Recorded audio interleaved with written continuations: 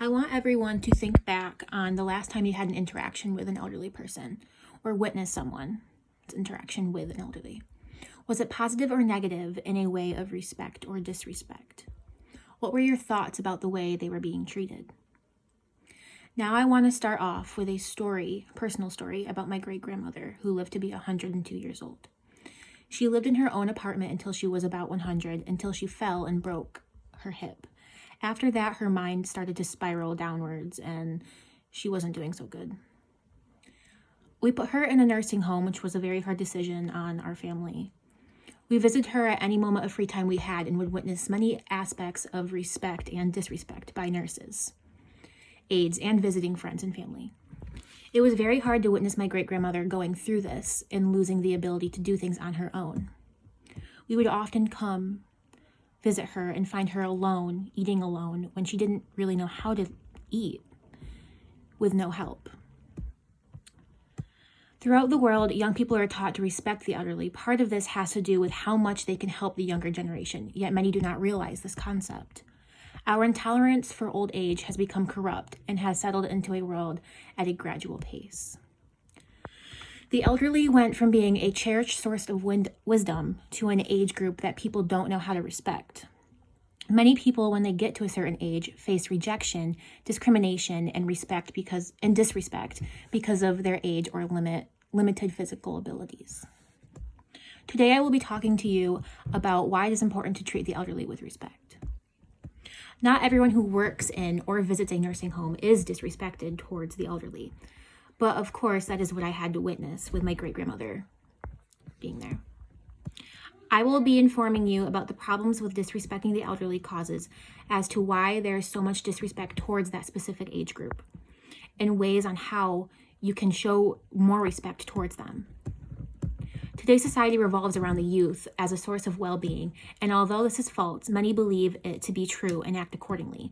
An elderly person does not fit into the society's equation, and their vulnerability is not something that today's people want to deal with. From an article explaining the problems behind the disrespect towards the elderly, Arthur Schopenhauer quotes that the first 40 years of life give us the text. The next 30 supply the commentary on it. The most fragile people, such as the elderly, are usually pushed to the side. This is due to the younger generation, who are full of potential, are strong and healthy, to expect others to care for the vulnerable. It should be common sense to treat your elders with dignity and respect. Sadly, instead, our elders, with the appreciation and respect they deserve, many are often either too busy or simply dismiss them and their contributions to the community and family. Unfortunately, this sentiment is rampant, but we have to remember that seniors are knowledgeable people who have something to contribute to society in the wisdom they've gained throughout the years. From their life histories, even if it's a story about life or history, it's more than respect. It's about really thinking and taking the time to listen to our grandparents talk, says Donna Larson from the Senior Living blog.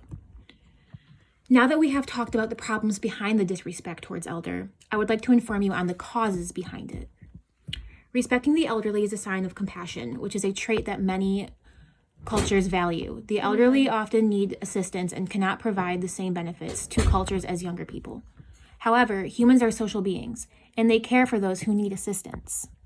While they are also conceited and don't look out for others around them, respecting the elderly generation is about manners, but it is also about ensuring that they are taken care of by society.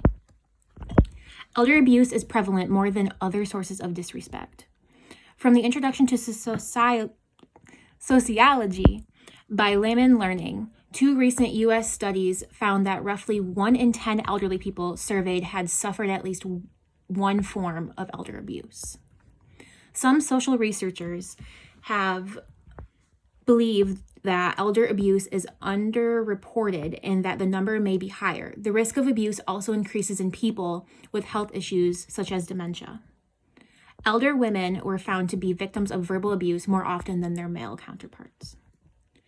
Other studies have focused on the caregivers to the elderly in an attempt to discover the causes of elder abuse. Researchers identified factors that increase the likelihood of caregivers perpetrating abuse against those in their care.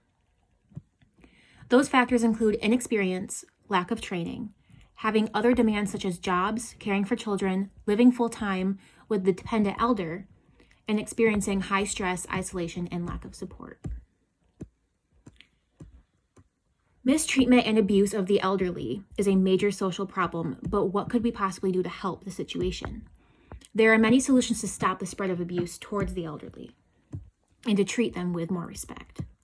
We have to remember that seniors are knowledgeable people who have something to contribute to society through the wisdom they have gained throughout their life. Even if it's a story about life or history, it's more than respect. It's about really taking the time to listen to our grandparents and parents. Accept their physical and cognitive limitations without criticism.